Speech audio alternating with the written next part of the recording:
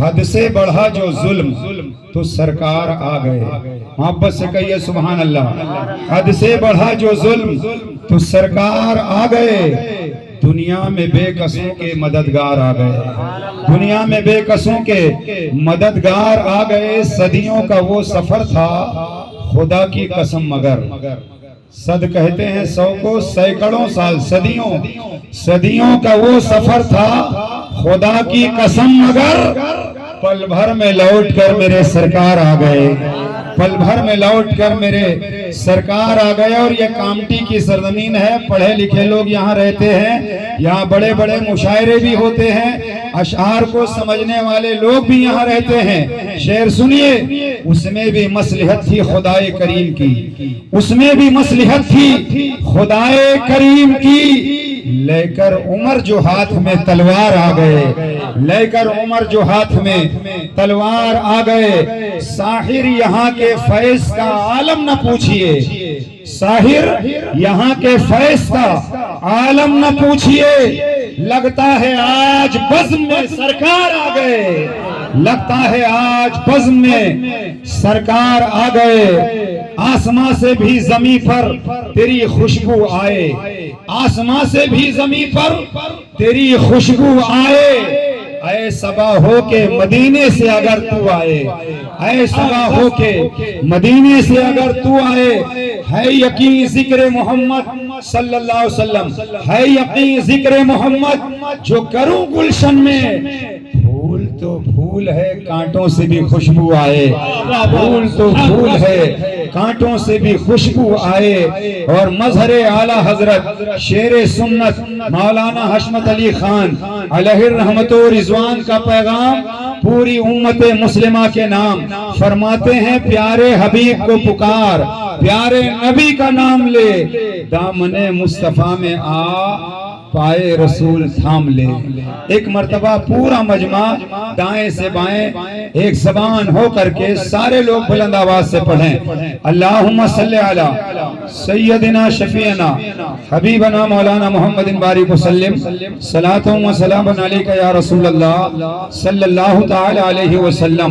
اگر سنی حضرات بیٹھے ہیں تو سنی تو صبح و شام اٹھتے بیٹھتے اپنے آقا مولا صلی اللہ علیہ وسلم پر درود و سلام پڑھتا رہتا ہے اور وہ اعلان کرتا رہتا ہے میں وہ سنی ہوں جمیل قادری مرنے کے بعد.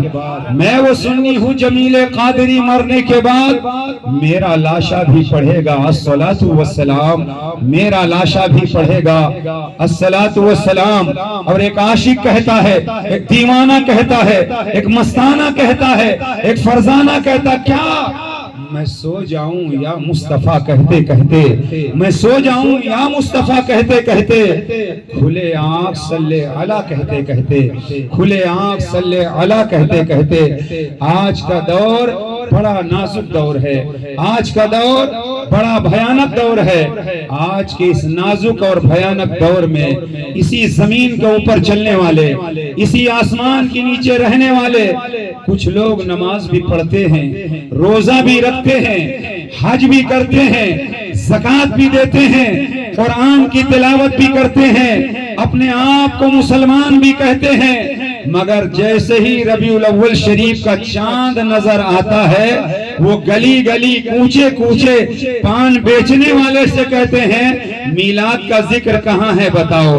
ٹھیلا چلانے والوں سے کہتے ہیں میلاد کا ذکر قرآن میں کہاں ہے دکھاؤ. وہ چائے بیچنے والوں سے کہتے ہیں میلاد کا ذکر قرآن میں کہاں ہے بتاؤ. ایک صاحب میرے پاس بھی آئے, کہنے لگے حضرت قرآن میں میلاد النبی کا ذکر کہاں ہے.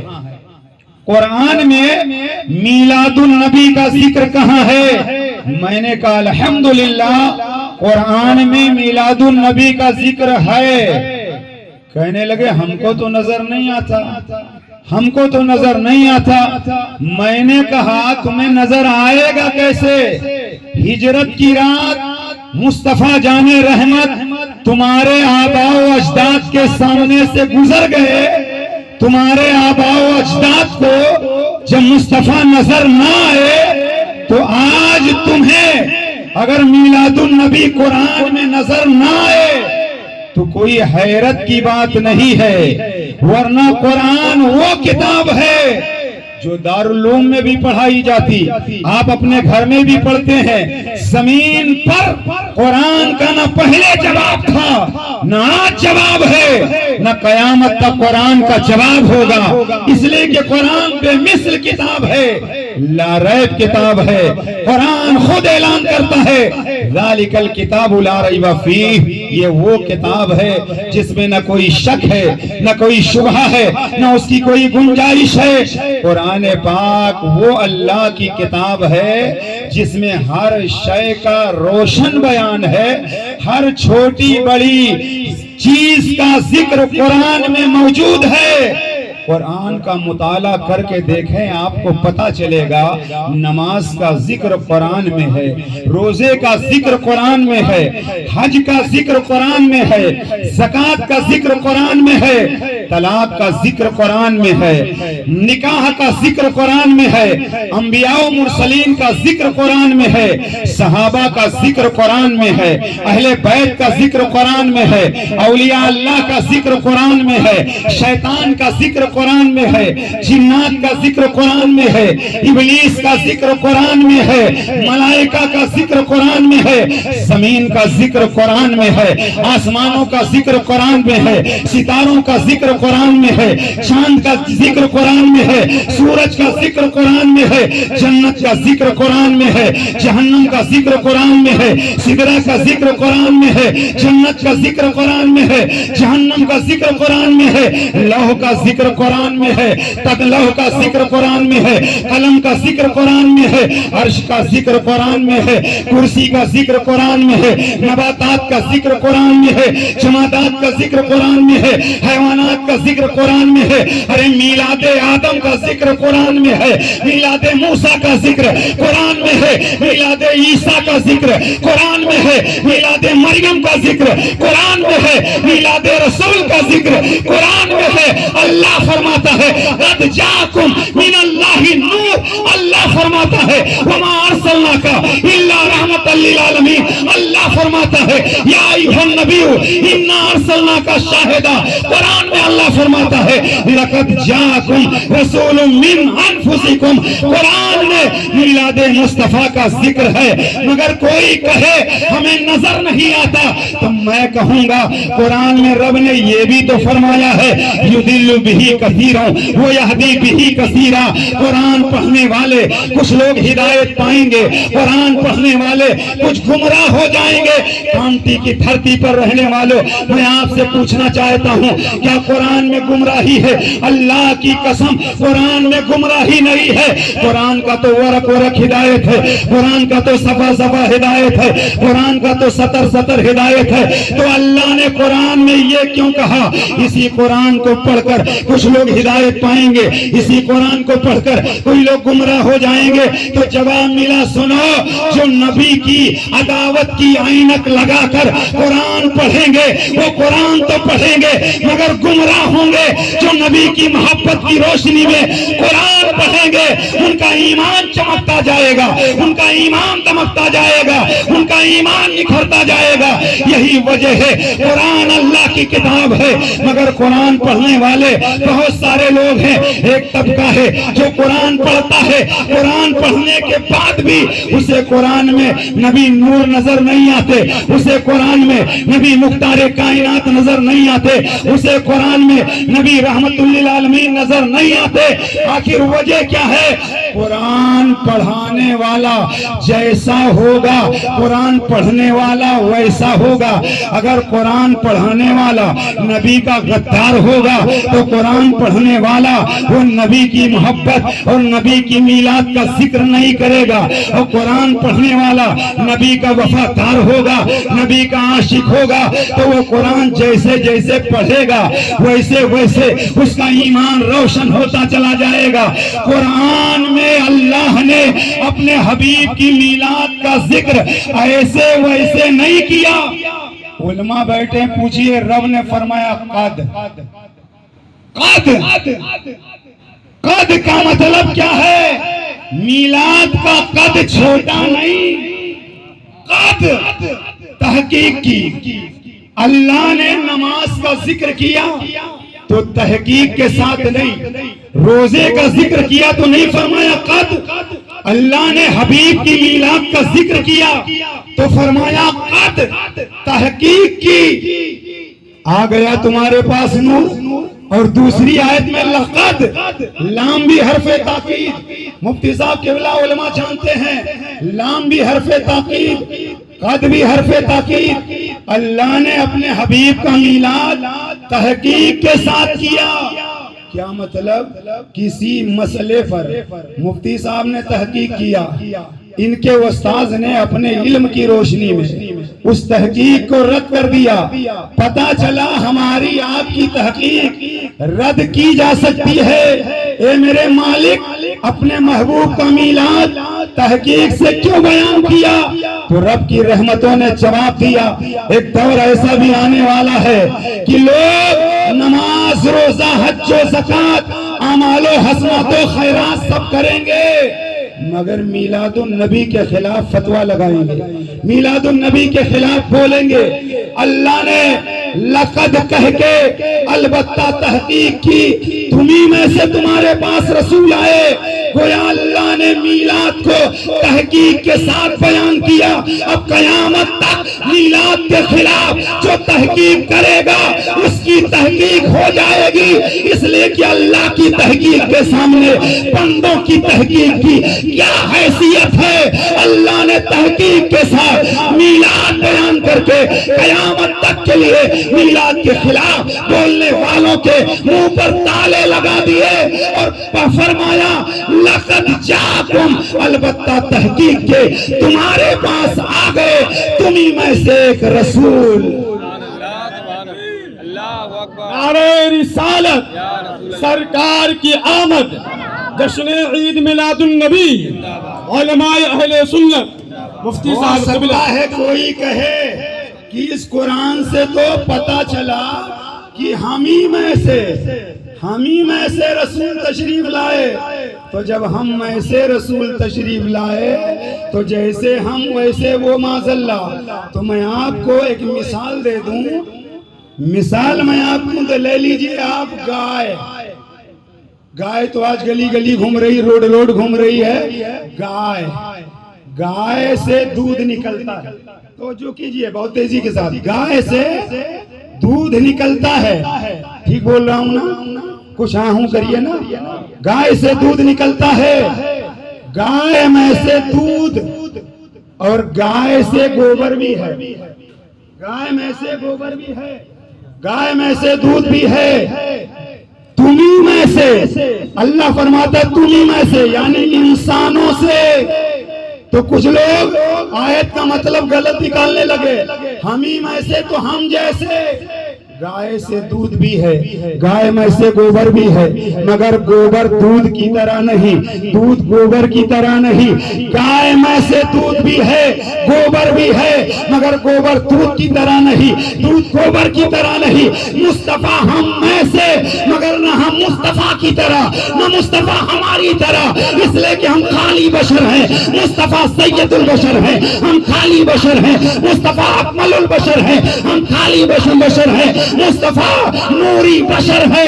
امام اہل سنت جو بول گئے وہی بچہ بچہ بولے گا، اللہ کی سرتابہ قدم شان ہے، یہ انسان ہی انسان، وہ انسان ہی ہے۔ قرآن تو ایمان بتاتا ہے انہیں، اور ایمان یہ کہتا ہے میری لبیک یا رسول اللہ، لبیک یا رسول اللہ، لبیک یا رسول اللہ، سرکار کی آمد، سرکار کی آمد، مختار کی آمد، مختار کی آمد، جشن میلاد النبی، نعرہ رسالت۔ کہاں ہے برابری کا دعویٰ کرنے والے؟ تم بلاؤ تمہارا بیٹا نہ آئے، تم بلاؤ تمہارا پوتا نہ آئے، تم بلاؤ تمہارا جانور نہ آئے، ہم مصطفیٰ انگلی کا اشارہ کر دیں تو چاند دو ٹکڑے ہو جائے۔ ہے, مصطفیٰ اشارہ کر دیں ڈوبا ہوا سورج پلٹ ہے, مصطفیٰ اشارہ کر دیں ابو جہل کی مٹھی میں کنکری کلمہ گنگنانے لگے. پتا چلا کہ تم میں اور مصطفیٰ میں اتنا فرق ہے زمین و آسمان سے کہیں زیادہ, اس لیے کہ مصطفیٰ نبی ہے, ہم اور آپ امتی ہیں, نبی کے برابر امتی ہرگز نہیں ہو سکتا. امام اہل سنت بریلی سے بولے سب سے اولا و اعلیٰ ہمارا نبی, سب سے پالا و والا ہمارا نبی, اپنے مولا کا پیارا ہمارا نبی, دونوں عالم کا دولہا, دونوں عالم کا دولہا ہمارا نبی. ہمارے نبی سے پہلے نہ بعد میں نہ قیامت تک ہمارے نبی کی طرح اللہ نے کسی کو بنایا ہی نہیں, کسی کو پیدا ہی نہیں کیا. اللہ نے اپنے حبیب کو نور بھی بنایا اور بشر بھی بنایا. اب جیسے ہی ہم نے کہا نبی نور بھی ہیں بشر بھی ہیں, جھگڑا کھڑا ہو گیا.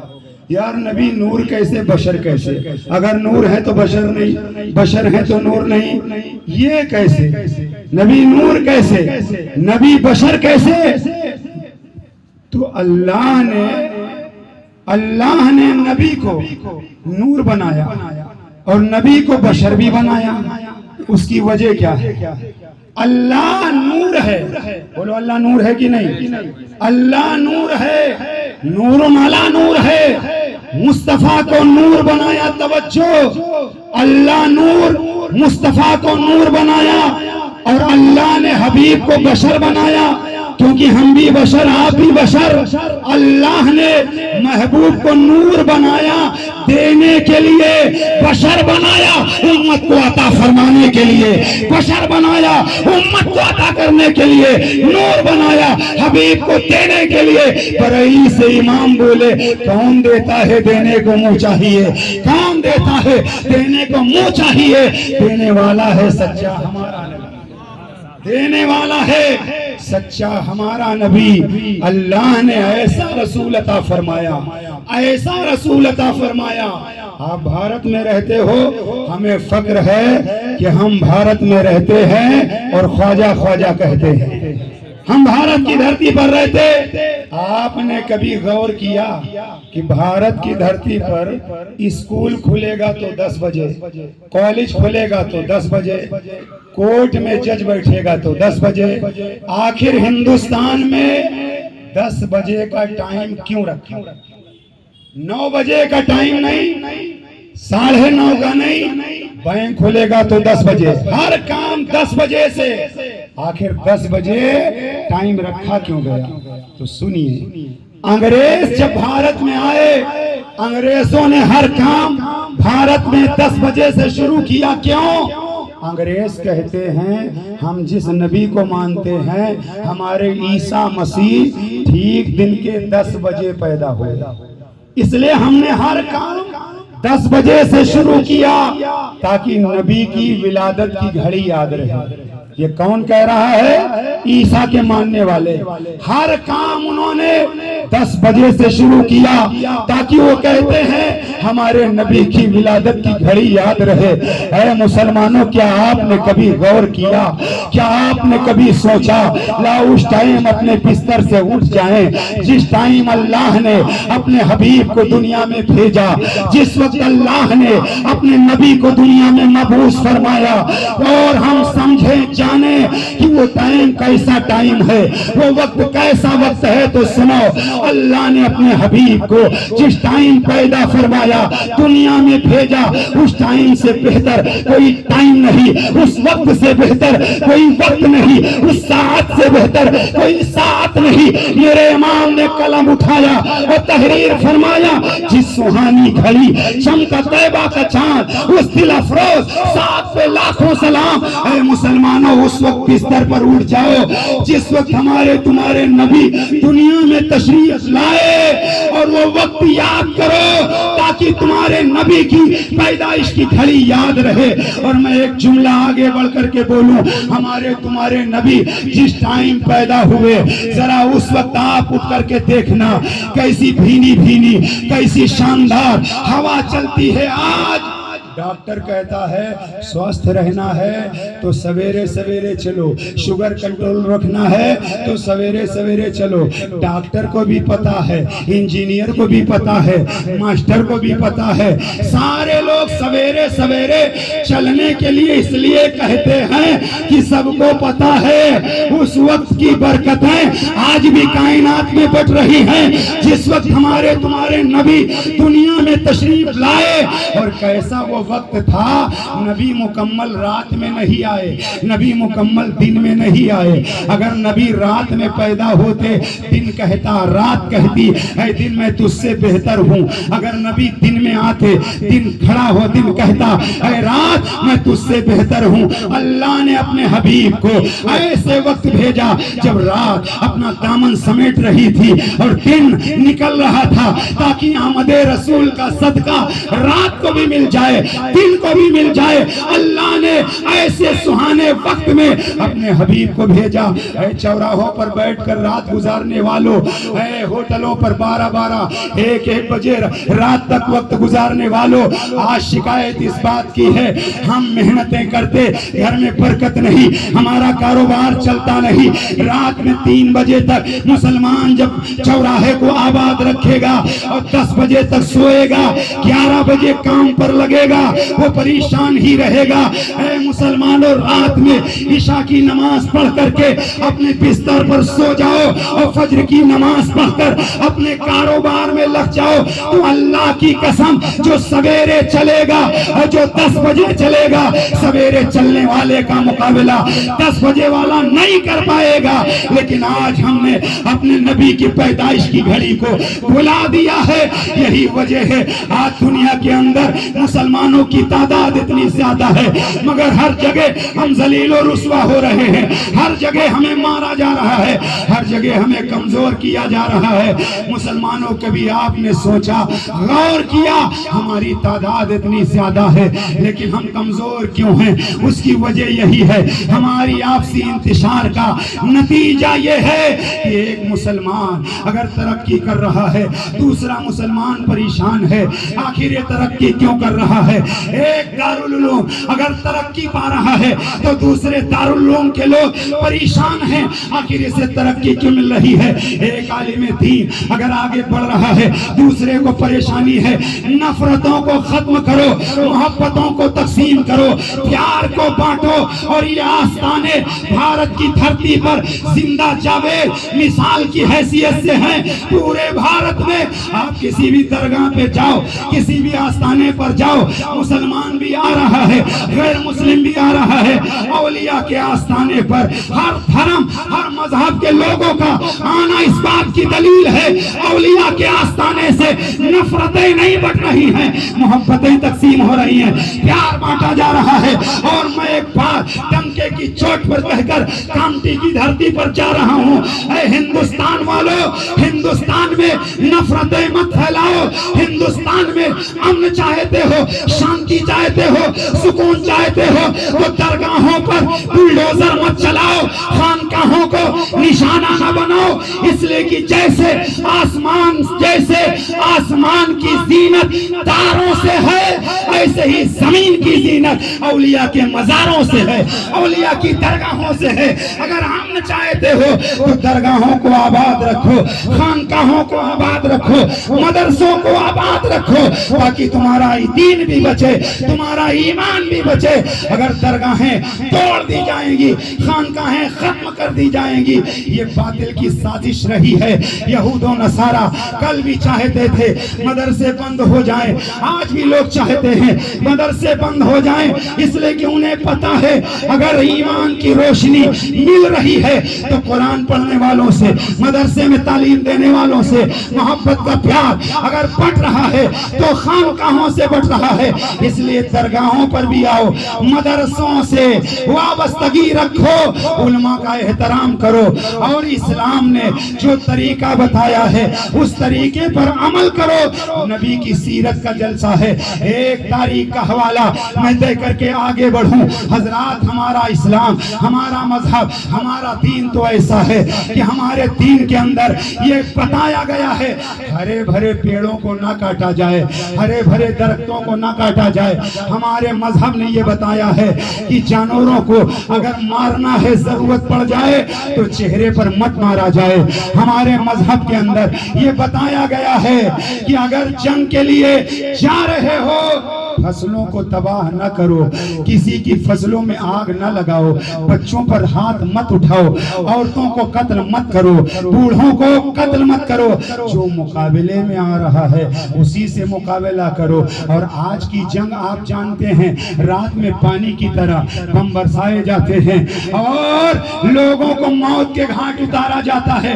میں کہتا ہوں آج امریکہ افریقہ میں بیٹھ کر کے لوگ یہ پلان بناتے ہیں کوئی ایسا اسلحہ تیار کیا جائے، کوئی ایسا ایٹم بم تیار کیا جائے جس سے دنیا کو مارا جائے۔ آج مارنے کا پلان دنیا بنا رہی ہے، مگر میرے مصطفیٰ مدینے کی ٹوٹی چٹائی پر بیٹھ کر کے یہ کہا کرتے تھے مردوں کو زندہ کیسے کیا جائے، لوگوں میں زندگی کیسے دی جائے۔ لوگوں کو امن کا پیغام مصطفیٰ نے دے کر کے بتایا یہ مذہب اسلام ہے، دین بھی زندہ ہے، دین کے ماننے والے بھی زندہ ہیں۔ شاعر کہتا ہے درود زندہ ہے، ہمارا سلام زندہ ہے، خدا کے بعد محمد کا نام زندہ ہے۔ تمہارے پاس تو مردہ بھی اب نہیں کوئی، ہمیں فخر ہے ہمارا امام زندہ ہے۔ یا رسول اللہ، یا رسول اللہ، نعرہ رسالت، یا رسول اللہ، سرکار کی آمد، مرحبا، زور سے بولو مرحبا، سرکار کی آمد، مرحبا، سرکار کی آمد، مرحبا، جھوم کے بولو مرحبا، جھوم کے بولو مرحبا، لب کھول کے بولو مرحبا، لب کھول کے بولو مرحبا، لب چوم کے بولو ذرا اونچا بولو مرحبا، ذرا اونچا بولو مرحبا، لب کھول کے بولو مرحبا، سرکار کی آمد، مرحبا، سرکار کی آمد، مرحبا، جھوم کے بولو مرحبا، زور سے بولو مرحبا، سرکار کی آمد، سرکار کی آمد، جشن عید میلاد النبی زندہ باد، زندہ باد۔ ایک جنگ کے موقع پر گرفتار کر کے کچھ عورتیں لائی گئی، میرے مصطفیٰ تشریف فرما، عورتیں مرد گرفتار کر کے جب لائے گئے، توجہ سے سننا، بس بات مختصر کر رہا ہوں، میرے نبی کے سامنے دشمن کی عورتوں کو، ان کی بیٹیوں کو قید کر کے جب لایا گیا، توجہ سے سننا، میرے مصطفیٰ کی نظر پڑی حاتم طائی کی بیٹی قیدی بن کر آئی تھی، سر سے دوپٹہ ہٹا ہوا تھا، چند بال سر کے نظر آئے، میرے مصطفیٰ نے فرمایا عمر بیٹی کے سر کو ڈھانپ دو۔ حضرت عمر کہنے لگے آقا یہ دشمن کی بیٹی ہے، دشمن کی، تو رحمت للعالمین تڑپ گئے، میرے آقا کی آنکھیں بھیگ گئی، میرے آقا اٹھ کر کھڑے ہوئے، اپنی نوری چادر اتار کر کے مصطفیٰ نے حاتم طائی کی بیٹی کے سر پر رکھ دیا اور فرمایا عمر بیٹی بیٹی ہے اگرچہ دشمن کی ہو، بیٹی بیٹی ہے اگرچہ دشمن کی ہو، کاش ہم نے دوسرے کی بیٹی کو اپنی بیٹی سمجھا ہوتا، دوسرے کی بہن کو اپنی بہن سمجھا ہوتا تو آج بھارت کی دھرتی پر عورتوں کی عزت پر حملہ نہ کیا جاتا، عورتوں کی عزت کو نیلام نہ کیا جاتا، اور آج ہمارے بھارت میں یہ نعرہ لگایا جاتا ہے بیٹی بچاؤ بیٹی پڑھاؤ، بیٹی بچاؤ بیٹی پڑھاؤ، دیوار پر لکھا بیٹی بچاؤ بیٹی پڑھاؤ، سڑکوں پر لکھا بیٹی بچاؤ بیٹی پڑھاؤ۔ میں کہنا چاہتا ہوں کہ آپ کو پتا ہے یہ نعرہ زمین پر سب سے پہلے کس نے لگایا؟ شاید آپ کو معلوم نہ ہو، زمین پر یہ نعرہ سب سے پہلے اگر کسی نے لگایا ہے تو آمنہ کے لال نے لگایا ہے، رحمت للعالمین نے لگایا ہے، مدینے کے تاجدار نے لگایا ہے، اور خالی نعرہ نہیں لگایا، میرے مصطفیٰ نے بیٹی کو بچایا بھی ہے اور بیٹی کو پڑھنے کا حکم بھی دیا، اور اس زمانے میں بیٹی بچایا، اس زمانے میں بیٹی بچایا جب بیٹی کو سگا باپ زمین میں دفن کر رہا تھا، جب بیواؤں کے وقار کو لوٹا جا رہا تھا، جب بیواؤں کی کوئی عزت نہیں تھی، میرے آقا نے فرمایا بیٹیاں رحمت ہے، رحمت، بیٹیوں کو دفن نہ کرو، بیٹیوں کو میرے مصطفیٰ نے وہ پیار دیا کہ زمین و آسمان نے ایسا منظر نہیں دیکھا ہوگا کہ آج پیر صاحب آتے ہیں، مرید کھڑے ہوتے ہیں، اگر کوئی امام آتا ہے مقتدی کھڑے ہوتے ہیں، مگر میرے نبی کی شان دیکھو، نبی کی بیٹی فاطمہ زہرا جب نبی کے گھر آتی تو امام الانبیاء اٹھ کر کھڑے ہو جاتے، نبی اپنی بیٹی کے لیے کھڑے ہو کر کے دنیا والوں کو بتا رہے ہیں، ارے جب میں نبی ہو کر اپنی بیٹی سے اتنی محبت کر رہا ہوں تو تم امتی ہو کر اپنی بیٹیوں سے محبت کرنا اور ضرور کرنا۔ زمین پر نہ فاطمہ کی طرح کوئی بیٹی ہے، نہ مصطفیٰ کی طرح کوئی باپ ہے، مصطفیٰ بھی لاجواب ہیں، مصطفیٰ کی بیٹی فاطمہ بھی لاجواب ہیں۔ اے لوگو، بیٹی کو بیٹی سمجھو، بہن کو بہن سمجھو۔ آج دہلی میں بیٹی کی عزت محفوظ نہیں، آج چوراہوں پر بیٹی کی عزت محفوظ نہیں، آج پارکوں میں بیٹی کی عزت محفوظ نہیں۔ نعرہ تو لگایا جاتا ہے، مگر میرے پیغمبر نے جو قانون دیا ہے، میرے رسول نے جو طریقہ بتایا ہے، آقا فرماتے ہیں بیٹی بیٹی ہے، چاہے مسلمان کی ہو یا کسی اور کی ہو۔ مصطفیٰ جان رحمت نے فرمایا حاتم طائی کی بیٹی سے اگر یہاں رہنا چاہتی ہو تو عزت کے ساتھ رہ سکتی ہو، جانا چاہتی ہو تو تمہیں اجازت ہے۔ حاتم طائی کی بیٹی نے کہا اے اللہ کے نبی، میرا ایک بھائی ہے حاتم بن عدی جو گھر چھوڑ کر دور چلا گیا، میں اپنے بھائی سے ملنا چاہتی ہوں۔ میرے نبی نے فرمایا ٹھیک ہے، مگر اب تم رحمت للعالمین کی بارگاہ میں آ گئی ہو تو اب یہاں سے تم اپنے بھائی سے ملنے اکیلے نہیں جاؤ گی۔ میرے مصطفیٰ نے صحابہ کو بلایا، فرمایا اونٹنی تیار کرو۔ ابھی کلمہ نہیں پڑھا ہے حاتم طائی کی بیٹی نے، آقا فرماتے ہیں اونٹنی پر عزت کے ساتھ بٹھاؤ اور ان کی نگہبانی کرتے ہوئے ساتھ میں جاؤ۔ اللہ اکبر، یہی تو دین ہے، یہی تو میرے آقا کا پیغام ہے، یہی تو میلاد منانے والوں کا اعلان ہے۔ صحابہ چلے جا رہے ہیں، حاتم طائی کی بیٹی پردے کے ساتھ جا رہی ہے۔ 2-3 دن کا سفر مکمل کرنے کے بعد حاتم طائی کی بیٹی جب اپنے گھر پہنچی، دروازے پر دستک دیا، بھائی نے دروازہ کھولا اور جیسے ہی دروازہ کھولا بھائی نے کہا تمہیں تو گرفتار کر دیا گیا، محمد کو تم نے کیسا پایا؟ اتنا سننا تھا۔ حاتم طائی کی بیٹی آگے بڑھ کر اپنے بھائی کے منہ پر ہاتھ رکھتی ہے، خبردار محمد کے بارے میں ایک لفظ نکالا تو محمد کے بارے میں کچھ سننا نہیں چاہتی۔ حاتم طائی کے بیٹے نے اپنی بہن سے کہا تم نے محمد کو کیسا پایا؟ تو حاتم طائی کی بیٹی نے کہا کہ میں نے محمد کو لاجواب پایا، میں نے محمد کو بے مثال پایا، میں نے محمد کو ایسا پایا کہ جس پیار سے انہوں نے میرے سر پہ چادر رکھی، ایسا پیار تو میرے باپ نے بھی نہیں دیا، ایسا پیار تو میرے باپ نے بھی نہیں دیا۔ اتنا جب سنا تو حاتم طائی کے بیٹے نے اپنی بہن سے کہا یہ جو تمہارے ساتھ محمد کے غلام آئے ہیں انہیں تم نے کیسا پایا؟ تو حاتم طائی کی بیٹی نے کہا تھا محمد کے غلاموں کو بھی ہم نے بے مثال پایا، اس لیے کہ جب نماز کا وقت ہوتا رہا محمد کے غلام مصلی بچھا کے نماز پڑھتے رہے، راستے بھر میرا خیال رکھتے رہے، مگر ایک لمحے کے لیے محمد کے غلاموں نے نہ مجھے دیکھا نہ میں نے انہیں دیکھا۔ اللہ اکبر، میں کہنا چاہتا ہوں ارے مصطفیٰ کے غلاموں کو دنیا کے حسن کی کیا ضرورت تھی؟ ارے جب مصطفیٰ کے غلاموں نے مصطفیٰ کا وہ دہا چہرہ دیکھا ہو، وہ لیل زلفیں دیکھا ہو، جس کا حسن جنہوں نے مصطفیٰ کا حسن دیکھا ہو، دنیا کے حسن کی کیا ضرورت؟ میرے امام بریلی سے بول اٹھے حسن کھاتا ہے جن کے نمک کی قسم وہ ملیح دلارا ہمارا نبی نبی حاتم طائی کی بیٹی کہتی ہے میں نے محمد کے غلاموں کو بے مثال پایا ہے۔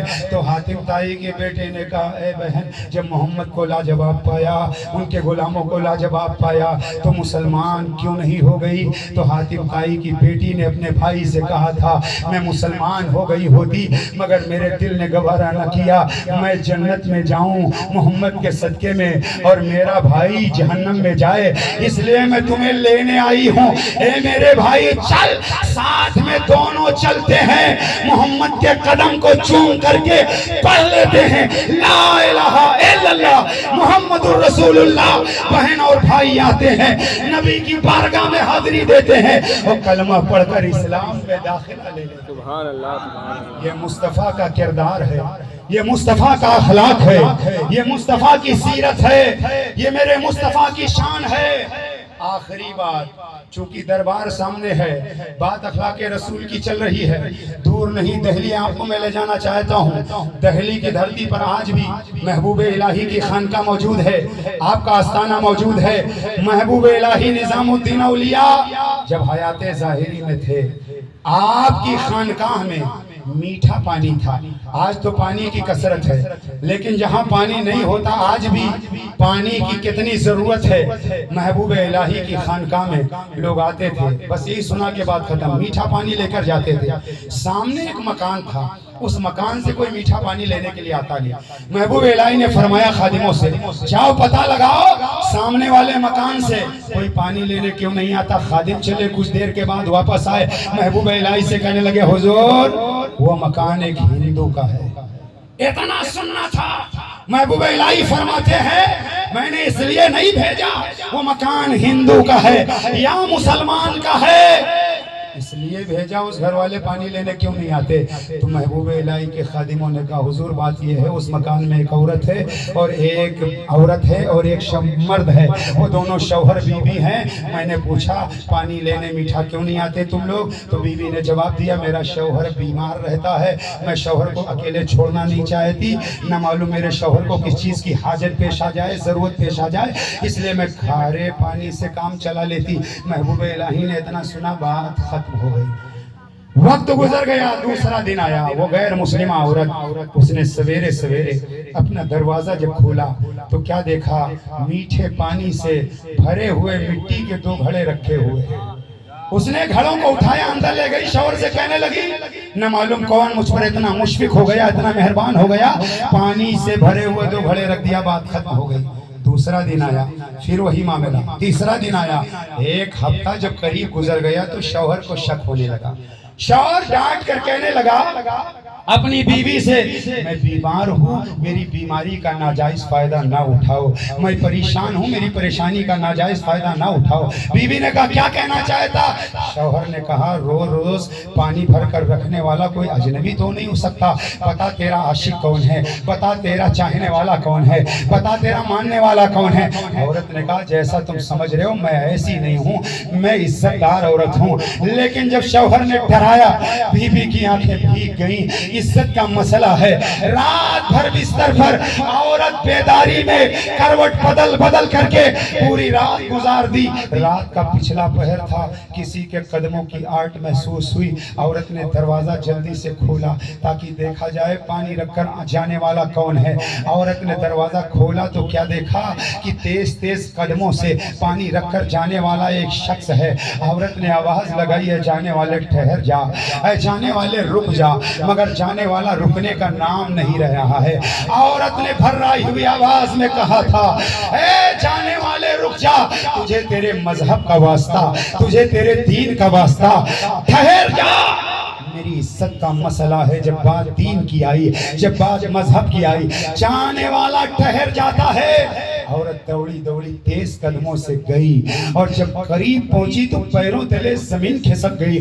پانی رکھ کر کے جانے والا روزانہ کوئی اور نہیں تھا، اپنے زمانے کے محبوب الہی نظام الدین تھے، اپنے زمانے کے اولیاء کے سردار دہلی کے محبوب الہی نظام الدین تھے۔ اتنا जब सुना, औरत भागी भागी आई, अपने शौहर से कहने लगी पता चल गया है वो पानी रखकर जाने वाले कोई और नहीं महबूब इलाही निजामुद्दीन है। इतना जब सुना तो शौहर की खुशी की इंतहा न रही। शौहर ने कहा मुझे जल्दी बिस्तर से उठाओ। बिस्तर से उठाया गया। लाठी के सहारे से शौहर और बीवी दोनों खानकाह की तरफ चले। वो गैर मुस्लिम कहने लगा निजामुद्दीन की बारगाह में मुझे जल्दी ले चलो।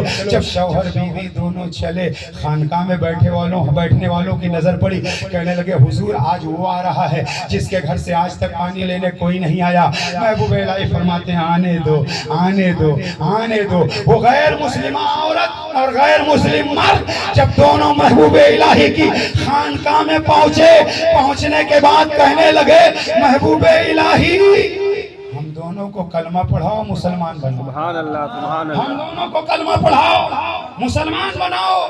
महबूब इलाही ने फरमाया कलमा क्यों पढ़ना चाहते हो? कोई ज्यादती है, कोई दबाव है, कोई डर है, कोई दहशत है। आज इल्जाम लगाया जाता इस्लाम तलवार के जोर से फैला।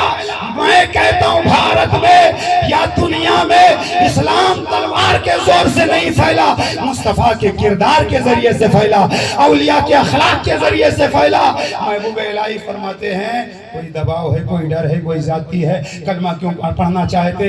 तो तवज्जो से मेरा जुमला दिल की तख्ती पर नोट करना। महबूब इलाही ने जब पूछा था तो शौहर और बीवी दोनों ने एक ज़बान होकर कहा था ऐ महबूब इलाही हमने देख लिया, अरे जब दिल्ली में रहने वाला निजामुद्दीन इतना अच्छा है तो मदीने का रहमतुल लिल आलमीन कितना अच्छा होगा। जब मैंने देखा गुलाम रसूल का ये अखलाक है तो रसूलुल्लाह के अखलाक का आलम क्या होगा।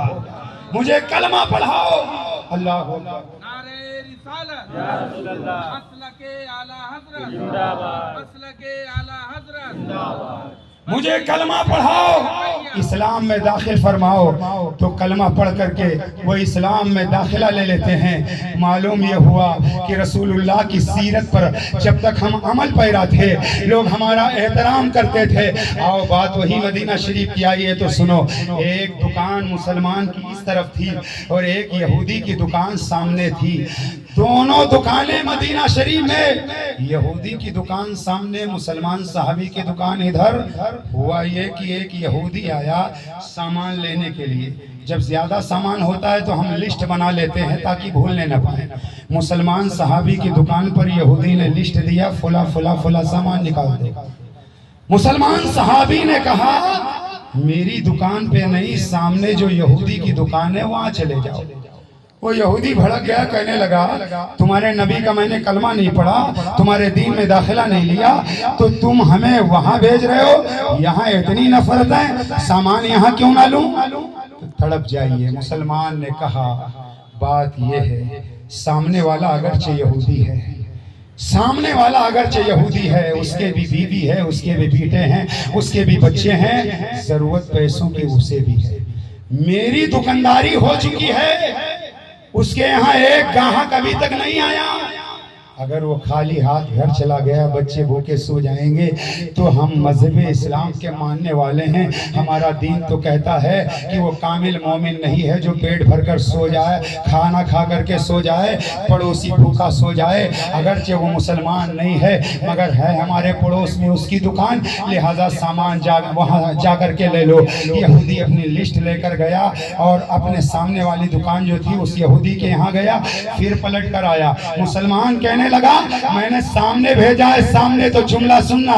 उस यहूदी ने कहा कि मैं सामान तो सामने वाली दुकान से लूंगा मगर ईमान यहाँ से लूंगा, इसलिए कि जब मदीने का सहाबी मुस्तफा का इतना अच्छा तो नबियों का नबी कितना अच्छा होगा। मुसलमानों जब हमारा ये किरदार था, जब हमारा ये अखलाक था तो लोग हमारी इज्जत करते नजर आते थे, हमारा एहतराम करते नजर आते थे। और आज हमारा हाल ये है कि अगर एक टमाटर की दुकान, एक ठेले वाला एक जगह पर हो तो उसी जगह पर दूसरा मुसलमान आके लगा लेता, तीसरा वहीं पर आके लगा लेता। यानी अगरचे दुकानदारी हो या ना हो, دکان چلانے کی کوشش کم لوگ کرتے ہیں، دکان بند کرانے کی کوششیں لوگ زیادہ کرتے ہیں۔ مسلمانوں برا مت ماننا، آج ہمارا کردار اتنا بگڑ چکا ہے، آج ہمارے حالات اس قدر تبدیل ہو چکے ہیں۔ آج ایک مسلمان دوسرے مسلمان کے خون کا پیاسا، ایک بھائی دوسرے بھائی کا دشمن، ایک پڑوسی دوسرے پڑوسی کا دشمن۔ آج وہ پیار، وہ محبت ہے۔ ہم نام کے مسلمان تو ہیں، ہم جانتے ہیں مسلمان کے گھر پیدا ہو گئے، نام اسلامی رکھ لیا مسلمان۔ نہیں پیارے، خالی نام اسلامی نہ ہو، ہمارا کردار بھی اسلامی ہو، ہماری رفتار بھی اسلامی ہو، ہماری گفتار بھی اسلامی ہو، ہمارا کلچر، ہمارا کریکٹر جب۔ اور آج تو جانتے ہو، آج کم پڑھے لکھے لوگ سمجھ نہیں پاتے، اور فیس بک کے ذریعے، ٹویٹر کے ذریعے، دیگر وسائل اور رسائل کے ذریعے مسلمان کی نوجوان بچیاں کیا کہتی جانتے ہو؟ ہمارا جسم ہماری مرضی، ہمارا جسم ہماری مرضی۔ میں کہتا ہوں اسلام کا کلمہ پڑھنے کے بعد تمہاری مرضی نہیں چلے گی، مرضی میرے حبیب کی چلے گی، مرضی میرے رسول کی چلے گی۔ اگر ہماری ماں بہن، ہماری بیٹیاں سیدہ فاطمہ کا کردار کو لے کر کے زندگی گزارے، تو جو پردے میں حفاظت ہے وہ بے پردگی میں حفاظت نہیں ہے۔ اس لئے کہ حجاب یہی وجہ ہے۔